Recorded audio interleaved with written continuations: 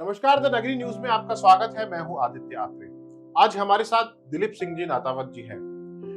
नाथावत जी की सबसे खास बात यह है कि झोटवाड़ा क्षेत्र के अंदर जो आम लोगों की समस्याएं होती हैं, उसको लेकर वो लगातार संघर्ष करते हैं। और संघर्ष ही नहीं, जब तक उस समस्या से या उन समस्याओं से निजात नहीं मिल जाए आम लोगों को, तब तक लगातार उसके पीछे पड़े रहते हैं। और यहाँ तक कि बिजली पानी के अलावा जो क्राइम की अगर बात करें या अन्य जो भी समस्याएं हैं, सामाजिक सरोकार से जुड़ी जो समस्याएं हैं, उसको लेकर लगातार आवाज उठाते रहते हैं। हमारे साथ दिलीप जी हैं। दिलीप जी, बहुत बहुत स्वागत है आपका। नमस्कार। दिलीप जी, क्षेत्र से जुड़ी जो समस्याएं हैं, इसको लगातार उठाते रहते हैं। किस तरह से शुरुआत हुई, कैसे दिमाग में ये सारी चीजें आई?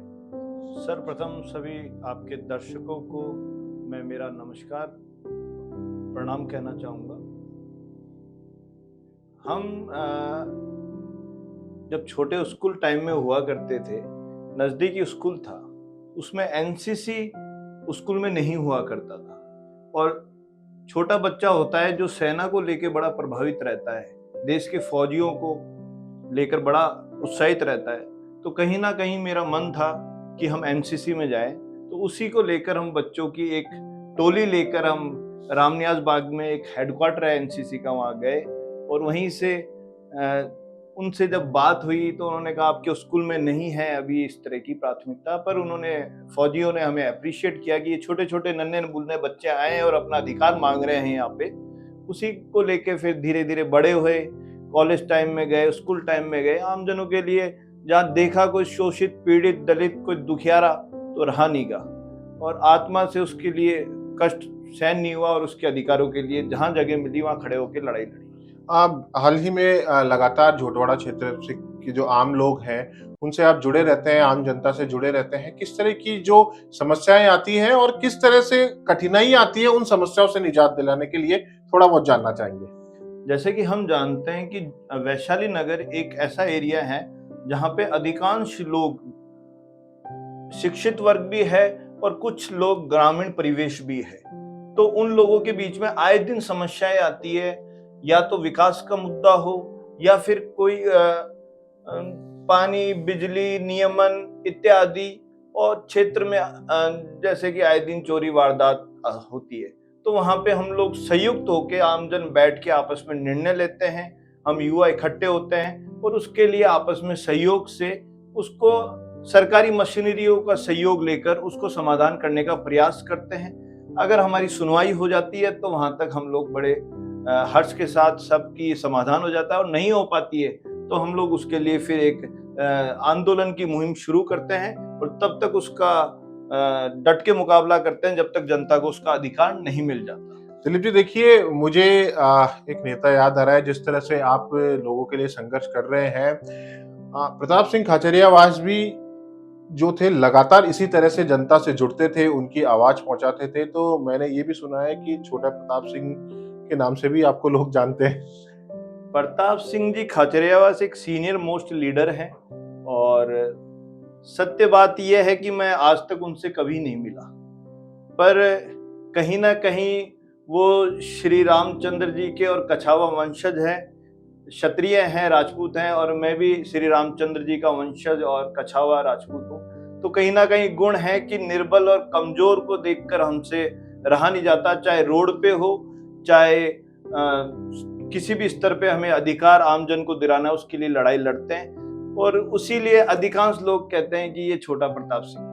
बिल्कुल। अभी मौजूदा समय की बात करें आपके क्षेत्र के अंदर, तो ऐसी कौन सी बड़ी समस्याएं थी और किस तरह से आपने संघर्ष करके उन समस्याओं से लोगों को जो है निजात दिलाई? हमारे क्षेत्र के अंदर पृथ्वीराज नगर का एक बहुत बड़ा भाग जुड़ा हुआ है, जिसके लिए मैं 62 दिन जेडीए का धरना देके मैं बैठा, और हमारी एक पूरी समिति बनी और आम जन को हमने उसमें राहत दिलाई। और जैसे ही सरकार बदली तो क्षेत्र में विकास की गंगा आई, और क्षेत्र के लोकप्रिय विधायक और मेरे गुरु और अभिभावक श्री लालचंद कटारिया जी क्षेत्र के विधायक भी बने, भारी मतों से जीते जनता की आशीर्वाद से। तो उन्होंने आते ही क्षेत्र में विकास की गंगा लाए, चाहे पृथ्वीराज नगर में बिसलपुर पानी हो, सड़कें हो, विकास डेवलपमेंट की उन्होंने हर स्तर पे मेहनत करके लोगों को राहत देने का प्रयास किया और हमारा आंदोलन सफल हुआ। उसी के साथ में मेरा एक भाग पड़ता है जो कि एक वैशाली शहरीकरण, उसमें नियमन की दरें पूर्ववर्ती सरकार ने करीब बहुत ज्यादा कमरतोड़ रेटें लगाई, उसका हमने आंदोलन किया और आंदोलन इस अभी भी चल रहा है। उसमें से एक भाग को हमने जो क्वींस रोड है विद्युत नगर, उसमें से 450 पट्टे करीब हमने 200 रुपए में निम्न दर में दिए। इसके लिए माननीय कटारिया जी ने और माननीय गहलोत साहब ने आमजन को राहत दी, इसके लिए हम सब उनका शुक्रिया अदा करते हैं। जरूरत पड़ने पर किस तरह से आप है अपने क्षेत्र में सामाजिक सरोकार भी निभाते हैं? जैसे बेसहारा जो बेटियां हैं उनकी चाहे शादी करना हो, स्कूल में जो सरकारी स्कूल है उसके अंदर किसी तरह की कोई आवश्यकता हो, उपकरण हो या फिर अन्य कोई जरूरत की चीजें हो, तो उसके लिए किस तरह से प्रयास करते हैं आप?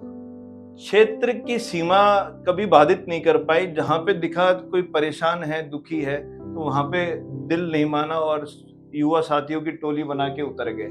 जैसे कि हमारे बंदे बालाजी अजमेर रोड के पास में स्थान है, वहां पे एक महसवास ग्राम है जो कि बहुत ही ज्यादा पिछड़ा है। उसके अंदर हमने स्कूल का निर्माण करवाया, उसमें हमने उच्च तकनीक की शिक्षा के लिए, जैसे कि नन्हे मुन्ने बच्चे अगर देश के विकास के उच्च शिखर तक जाने के लिए, नन्हे मुन्ने बच्चे जब तक सुदृढ़ नहीं होंगे, देश की रीढ़ की हड्डी मजबूत नहीं होगी। इसी के क्रम में हमने उनको कंप्यूटर, उनकी शिक्षा के लिए किताबें, सामग्री, खेलकूद के सामग्री, शीतल पानी के लिए हमने अजमेर रोड के पास में डेडू ग्राम है और जोटवाड़ा क्षेत्र में भी कई जगह ऐसी है, वैशाली में भी, जिसमें हम समय समय पे ये सहयोग करते हैं अपने निजी स्तर पे। बिल्कुल, ये तो बात सरोकार की हो गई, लेकिन आस्था से भी आप लगातार जुड़े हुए हैं। भगवान की आस्था है वो लगातार आप में बनी हुई है। किस तरह से मैंने सुना है कि एक बहुत लंबी धार्मिक यात्रा भी आप निकालते हैं। आध्यात्मिकता से मैं शुरू से ही मेरा मन प्रेरित रहा है। मैं सभी धर्मों में, आस्था में अखंड विश्वास रखता हूँ। उसके तहत मैं श्री कैला देवी यात्रा, जो कि जयपुर से करौली 2 दिवसीय जाती है, इस बार 15वीं यात्रा जाती है दिसंबर में। हर दिसंबर को शीतल ठंड में जाती है। उसमें रहना, रुकना, अत्यधिक सुविधाओं के साथ में निस्वार्थ भाव से हम सभी भाई साथी, मेरे संपर्क वाले मिलके हम करीब 700,000 भक्तों को ले जाते हैं बसों द्वारा और उनकी रहने रुकने की, रजाई गद्दे आदि की सेवा करते हैं, जो कि प्रत्येक वर्ष करते हैं हम लोग। नर सेवा ही नारायण सेवा के रूप में। बिल्कुल, जो नर सेवा है वो नारायण सेवा के जो है उसके हिसाब से आप लगातार अपने क्षेत्र में लगे हुए हैं। ये हमारे साथ थे दिलीप सिंह जी। उन्होंने बताया कि किस तरह से जो लोगों की समस्याएं हैं उसको लेकर जो है लड़ाई लड़ रहे हैं, निजात दिला रहे हैं समस्याओं से, और आगे भी जो इनका ये प्रयास है, संघर्ष है, वो लगातार जारी रहेगा। फिलहाल द नगरी न्यूज में इतना ही। नमस्कार।